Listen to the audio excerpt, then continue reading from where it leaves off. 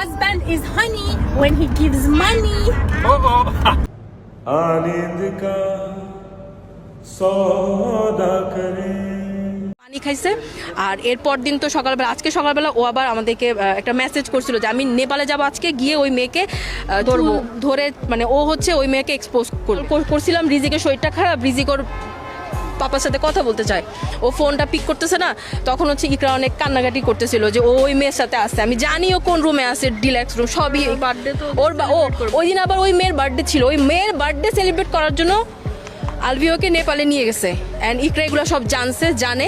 ইকরা তখন ওকে video call দিছে, আলভিওকে straight বলছে যে তুমি আমাকে এখন ইচ্ছা করে, মানে রিজিক অসুস্থ এটা বলে তুমি আমাকে মিথ্যা কথা বলতেছো। রিসেন্টলি আলভি এটা স্বীকার করছে ইকরার কাছে যে আমি তোমার প্রতি আমার ফিলিংস নাই, আমার সাথে তিথির রিলেশন আছে, অ্যান্ড আমি তোমার সাথে আছি শুধুমাত্র রিজিকের জন্য। শুধুমাত্র স্বামীর পরকীয়ার কারণে আত্মহত্যার পথ বেছে নিলেন আলভির স্ত্রী ইকরা। তবে এই বিষয়টা নিয়ে ইতিমধ্যে কিন্তু উত্তপ্ত সোশ্যাল মিডিয়া।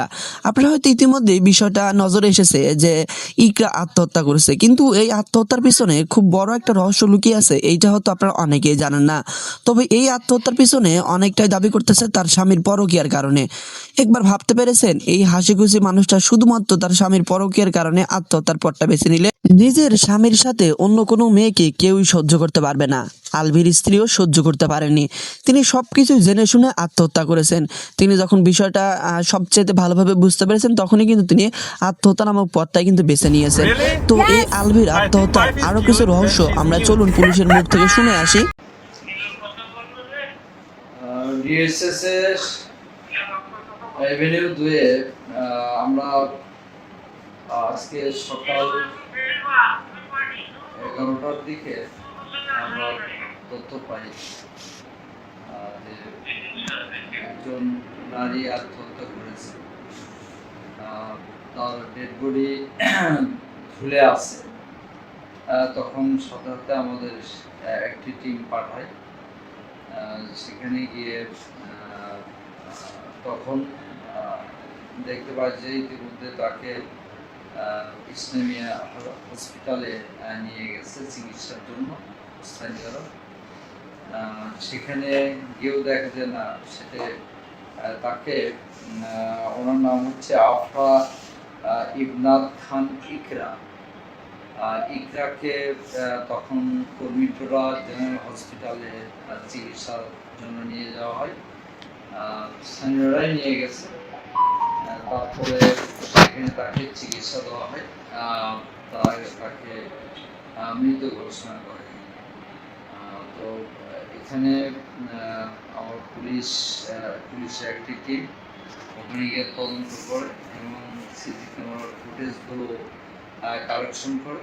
তাতে দেখা যায় যে 11:44 ইকরা তার শরীরে ওড়না দিয়ে ফ্যানের সিলিং ফ্যানের সাথে তার গলার সাথে আটকায় ফাঁসি দিয়েছে এবং দরজা ভেঙে গ্রুপ ক্যাপ্টেন মোতালেব সাহেব সহ স্থানীয়রা তার মৃতদেহ